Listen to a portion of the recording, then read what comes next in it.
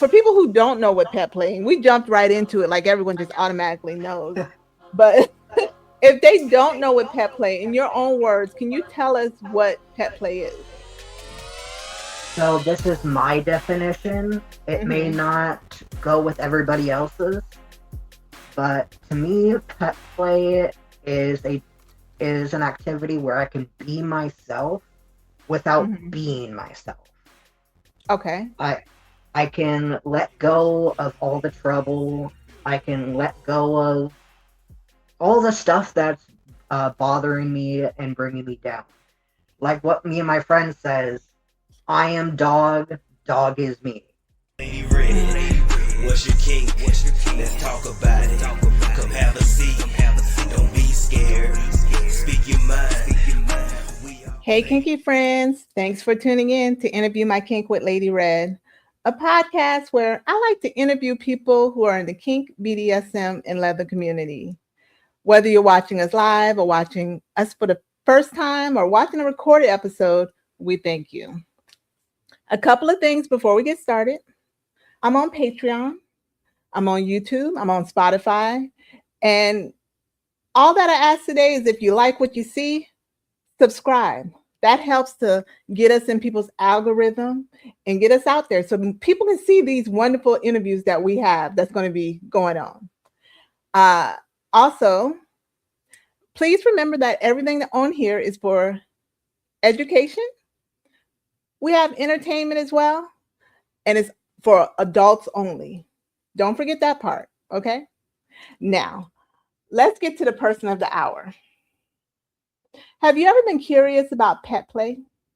Because, my podcast is all about BDSM, kink, leather community, and or you might already be in the community and want to meet others. Well, you're in the right place today. Today, we're joined by Ears, a cat raised by dogs, also known as Neko, the Blue Feline, and Inu, the Red Canine. And he's the founder of Kinkucation, Wildside. And today, we're going to talk about kink education, BDSM lifestyle, and how pet play plays a role in all of that. So, joining us today is Ears. Hi, Ears. Howdy. How are you? I'm doing pretty good. That's good. I want to thank you for joining us today because we're going to have fun talking about something that I don't know much about, but I thought, why not have someone who's experienced to tell us about it? Your name is Ears, and the first thing I like to ask people about is their names. You also have Inu and Neko, and if you could tell us how those names came about. Most definitely. About 3 years ago, I got into pet play. An old friend ended up giving me the nickname Red Ears.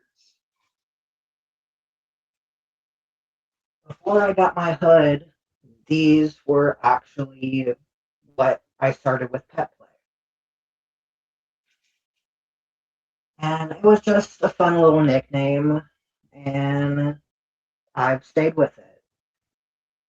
Uh, Neko and Inu are Japanese for cat and dog, respectfully. Um, I consider Ears a little bit more of my submissive side, and Inu more of my dominant side. And I've tried to integrate that into my play when I can.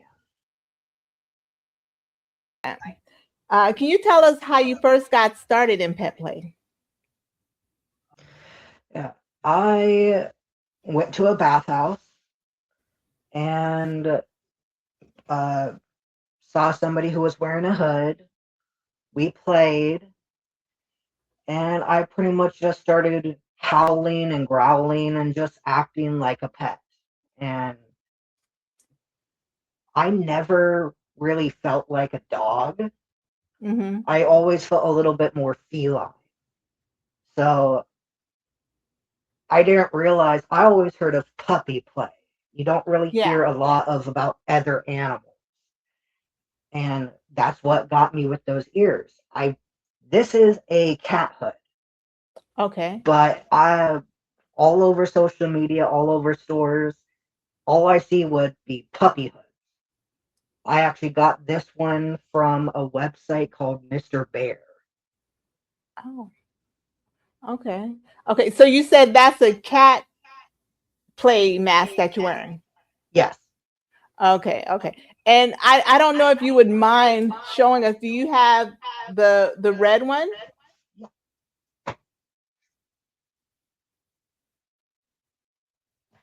So that's the dog. I mean Yes. the king. Okay. Okay. I see the difference now. Yeah, you Okay. see the little pointed ears and then flaps. Yeah. Okay. Okay. So that's how you got started in it. Now you describe yourself as a cat raised by dogs. And I really like that. That shows a lot of personality. Can you tell us a little bit more about how you came up with that phrase? Because you spoke about it a little bit just now, but is it more that you could tell us about it? Yes, actually, it's a pretty funny story. I was going on social media and I love watching animal videos. And there was this compilation of cats that are raised around dogs. And so they would act completely like dogs, the way they stand. They even tried to bark. And I was like, that kind of describes me right now. Yeah. And that's kind of like when you're in that environment, you kind of take on the environment. Yes. Yeah. I see that. That's a pretty cool way of describing it.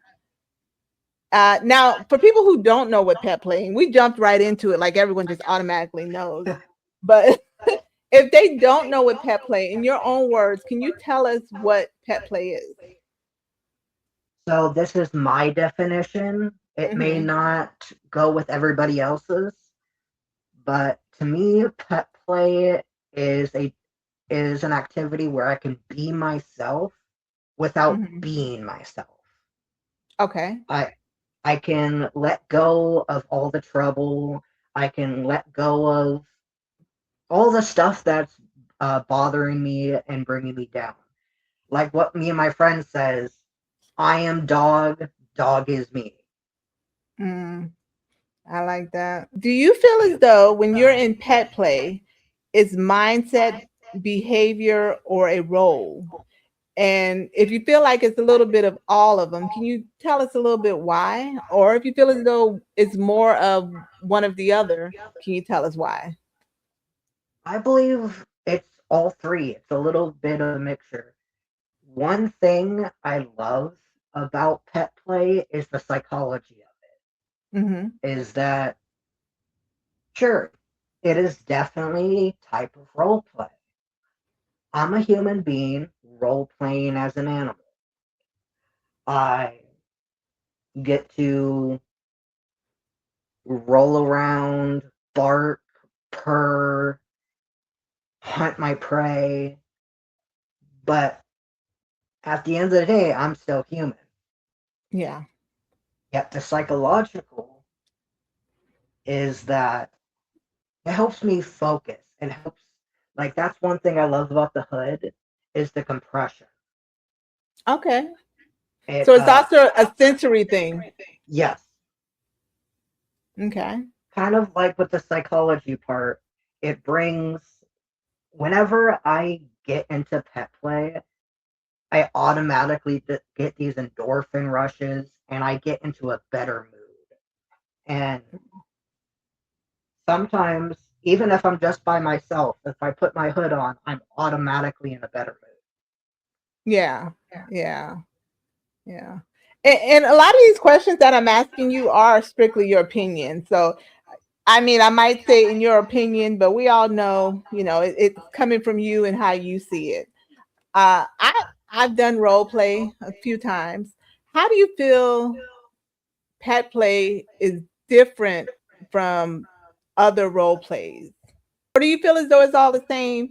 And if so, why is it all the same? I see it as the same, but also different. Mm-hmm. Pet play is the one type of role play where you can do it solo. You don't need another person. Mm. And that's one of the most amazing things I've noticed. Like right now, I have a video that's going to be uploaded on Tuesday.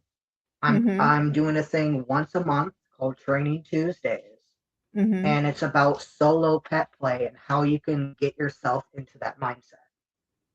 Hmm. Okay. Yeah, we're going to speak more about your YouTube channel towards the end because I'm excited to tell people about that as well because that's how I first met you because you're out here educating people about something that we don't know about. Oh well, a lot of people don't know about. How does pet play h- fall into BDSM?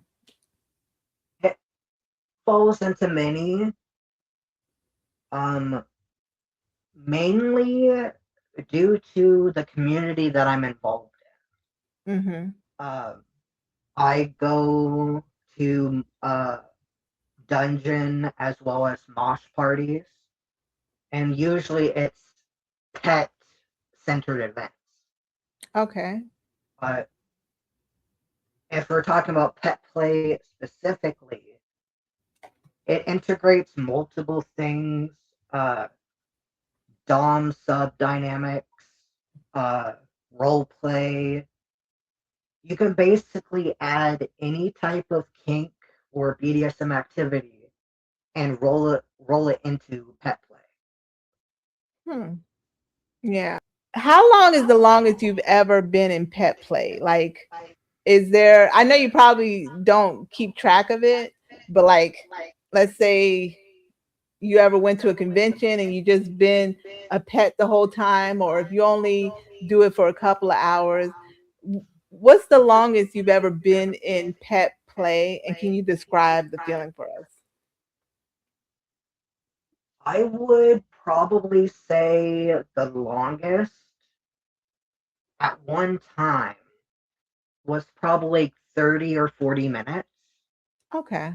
But if we're talking about maybe an extended session, probably 2 hours. Okay. Okay. I compare it to subspace, where you get this very lightheaded feeling. Except Mm-hmm. when it comes to pet play, you're more hyper aware.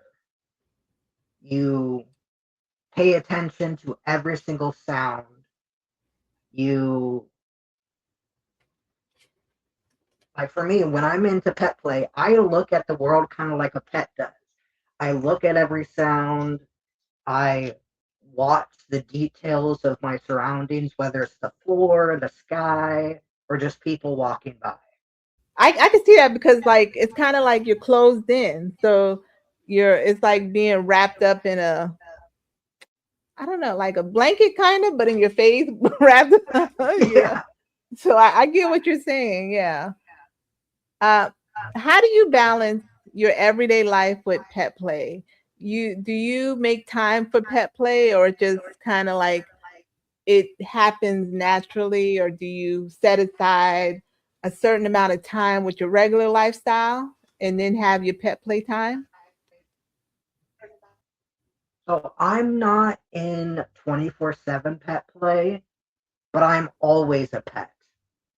Okay. Um, I go to probably 3 or 4 pet play events each month, Mm-hmm. Mm, whether that is a dance party, a mosh, or adult activities. mm-hmm.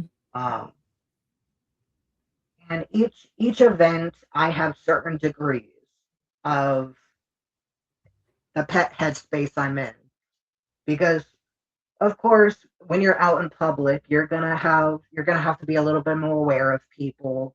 You need to be aware of your surroundings. Um, so I would want to say during these events, I'm probably like anywhere from 30 to maybe 60% into headspace. You're it when you're able to be, but you Yes. are a pet all the time. So Yes. I get that. Yeah. As a person who is into pet play, how important do you feel collars, ears, tails, um, added gear? How important do you feel those things are to the pet play? Um, I feel like they heighten experience, but you don't need to have them to be a pet. Like I said, I started off with these. Uh-huh. Um, I actually felt ashamed a little bit. I didn't have a hood, so I kept thinking I wasn't a real pet. And a lot of my friends were like, hey, a pet is who you are, not the stuff you wear. And they ended up bringing me to an event and was like, I want you to have fun. I want you to go out there. If you say you're a pet, you're a pet. Yeah. And a few years later, I ended up buying myself one, not because I wanted to fit in, but because I was like, okay, I have the money now. I can buy whatever I want. Yeah. Yeah.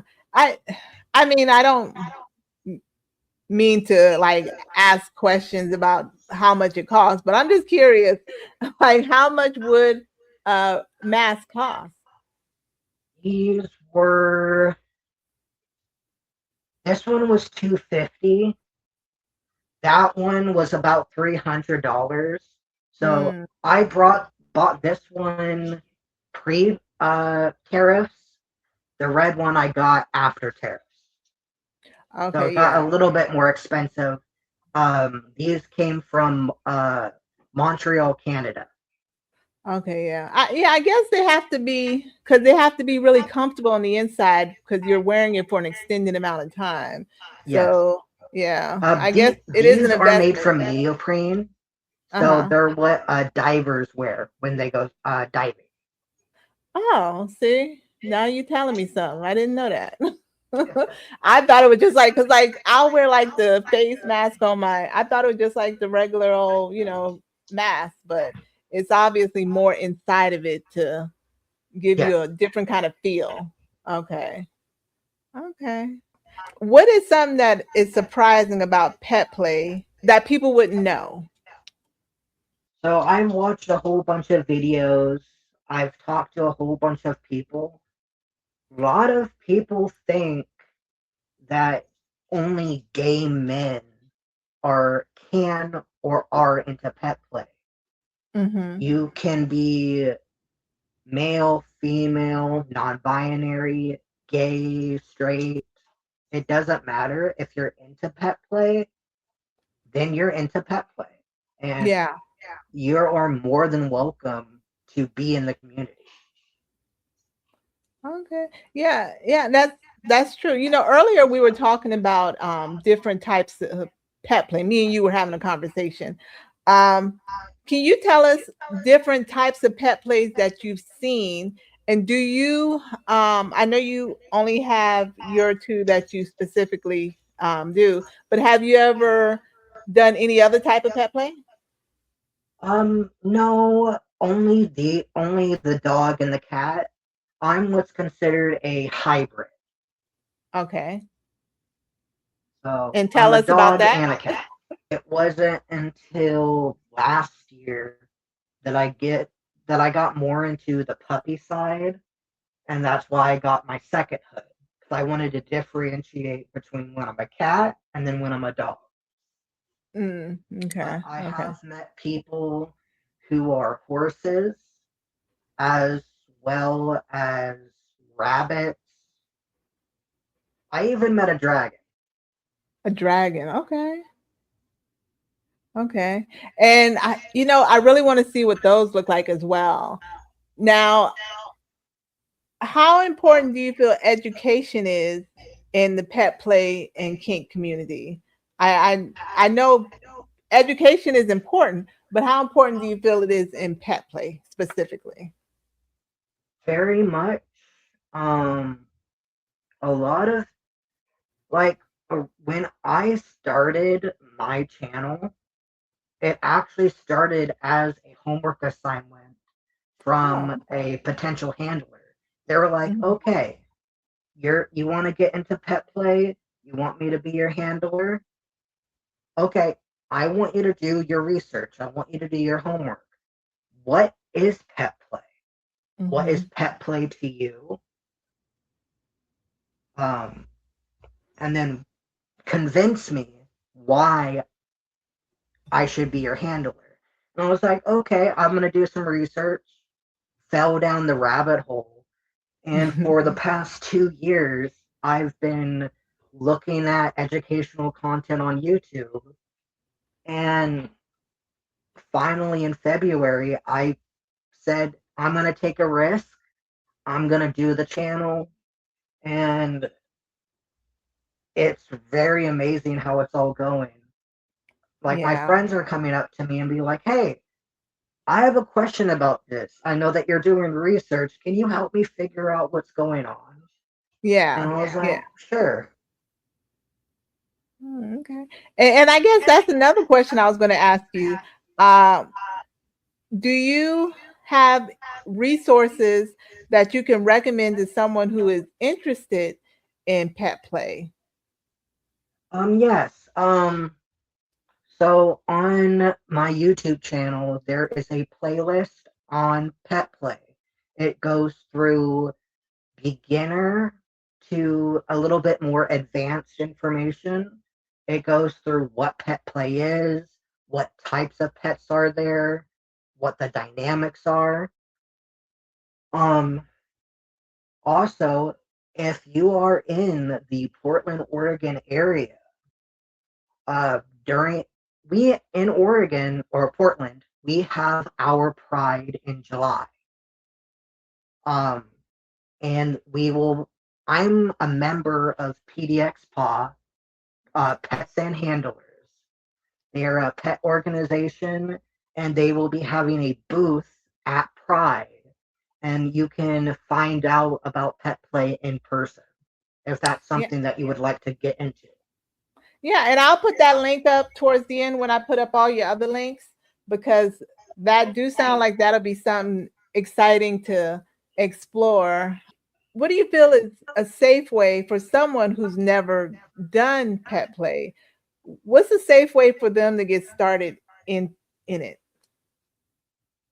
I would probably say YouTube YouTube. Do your because that's research. a safe place to watch videos. Mm-hmm.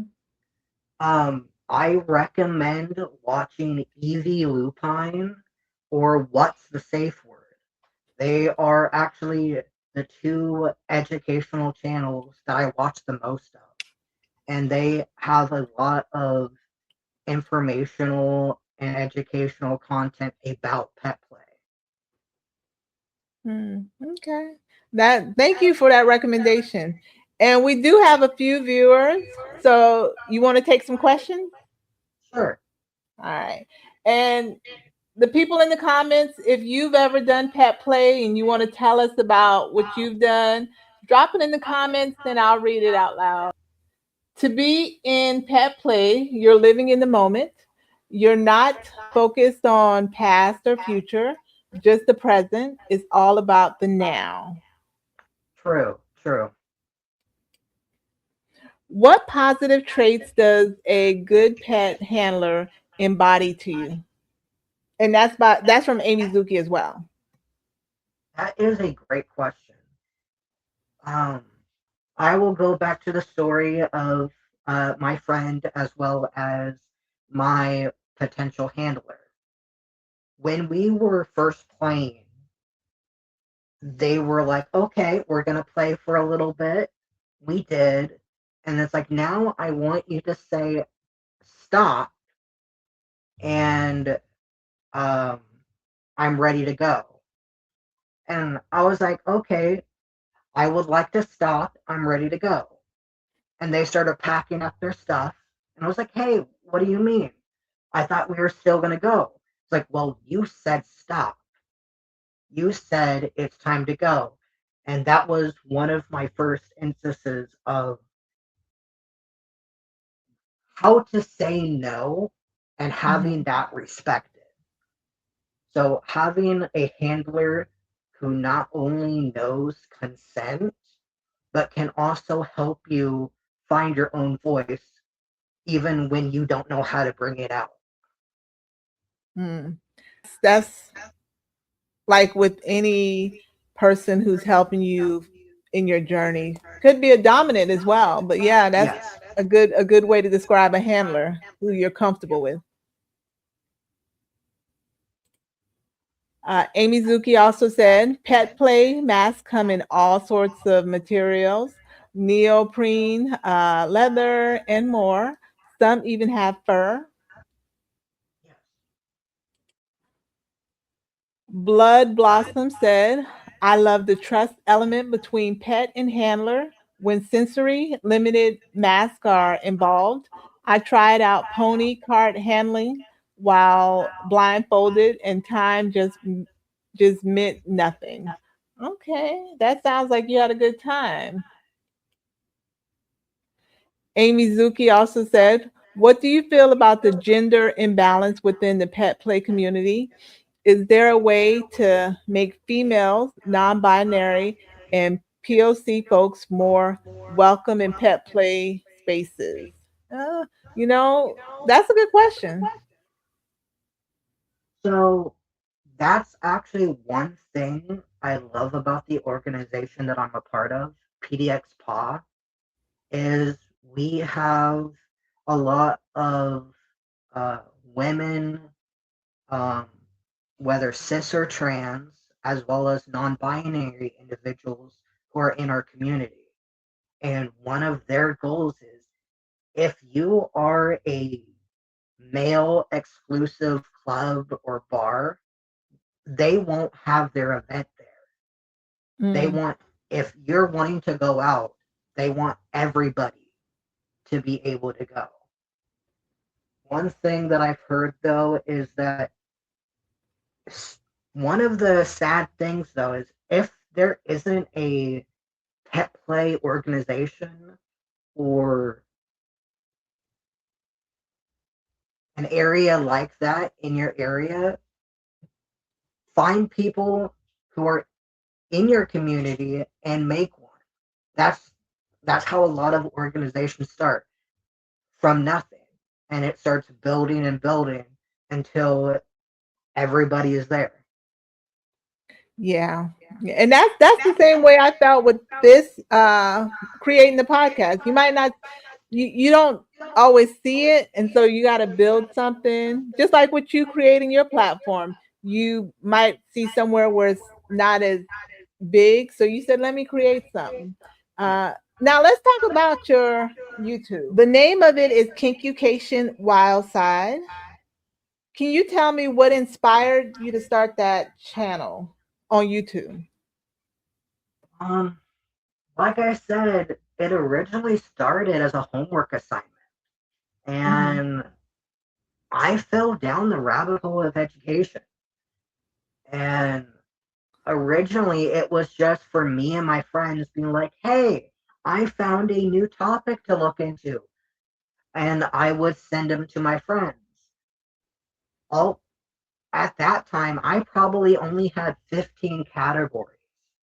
I now have over 100 different categories Mm, of kink, BDSM, um, different fetishes. But at the same time, I wanted this to be a one shop educational area.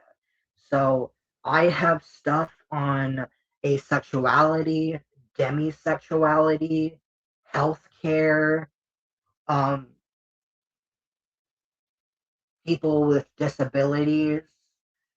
I wanted mm. this to be the one area where it's like, I don't feel like I'm seen. I'm Yeah. showing people that you exist and that there's an area where it's like a lot of people, like I have a little bit of a disability. A lot of people don't understand that in the kink community, you can be kinky and have a disability. Yeah. There's a lot of infantization when it comes to people with disabilities. And I wanted to showcase, hey, no matter who you are, you can live authentically yourself. Yeah.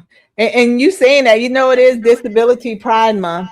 And I love that they created a month for that to bring recognition to it, because I feel like sometimes people with disability might not be able to enjoy certain activities because of, what they might have to work with.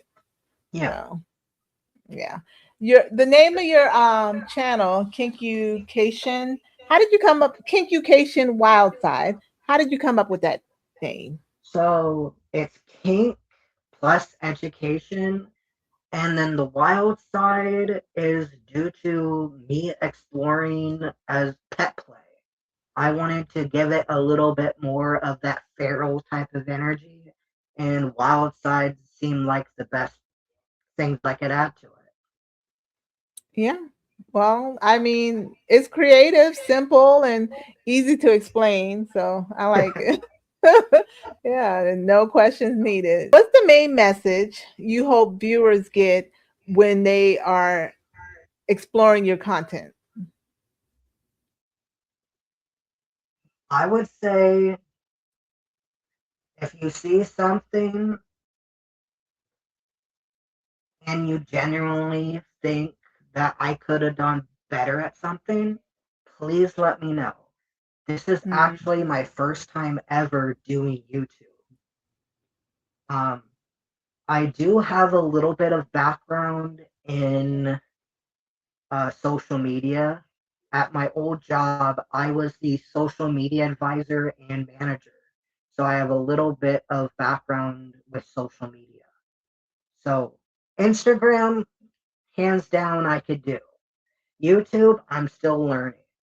But depending on the platform that you go on, YouTube is going to be more of the long form educational content, Mhm. while Instagram is going to be a little bit more of the risque topics.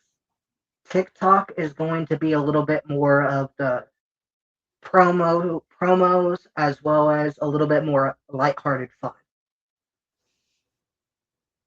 Okay, okay. Is there a specific audience that you are wanting to target? Is it just people who are pet play, or people who are curious about it, people who've already done it, people who curious about all pet play, or is there a certain audience that you're targeting? Um, Everybody is welcome. Um, I do have community guidelines that go on my Instagram channel. Mhm. Um, I'm gonna read that now. Go ahead. So, community guidelines. To maintain the safety and integrity of this space, I do not engage with or host individuals who align with oppressive views. Liberation for all means for all, no exceptions. This space is curated for those who share these values. If you do not align with them, you are encouraged to skip and block.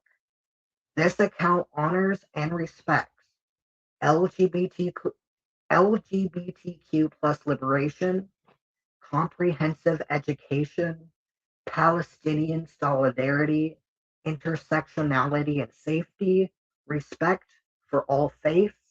If you are here to debate human rights, you are in the wrong room. I like that you did that. Uh, why do you feel there was a need to have to put that out?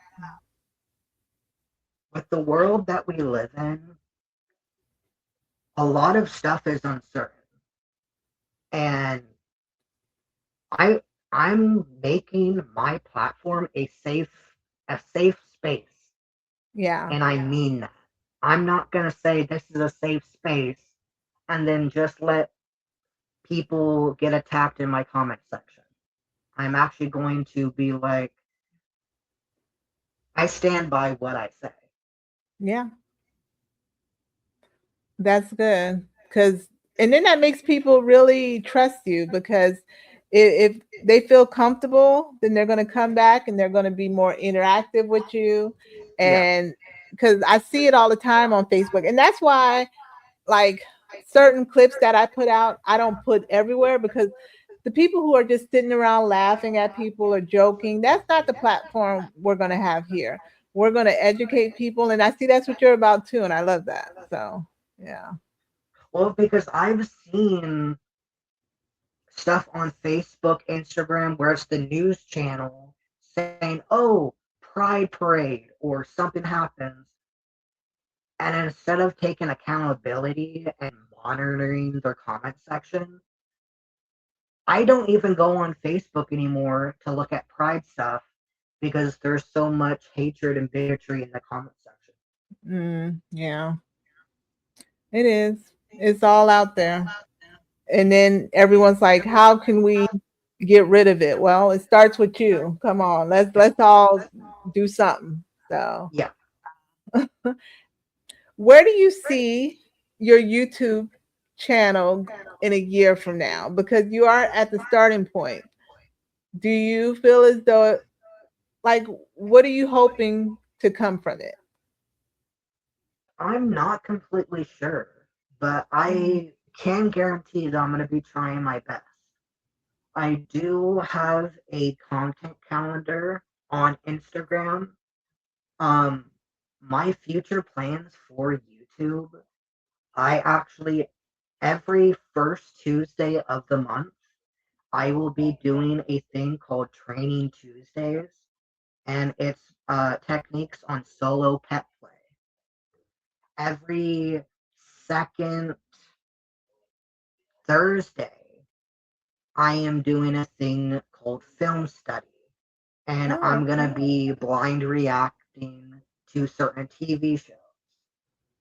So I kind of move stuff around where it's like, okay, I'm gonna do my educational content, but at the same time, I want it to be like have a little bit of fun with it while I do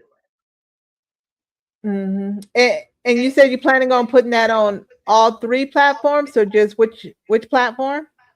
it on YouTube. On YouTube. I will Okay. be posting promos on Instagram and TikTok, but the full length videos will be on YouTube.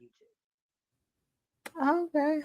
I'm gonna go ahead and put up some pictures that you gave me, and if you can tell me what these pictures mean to you and why.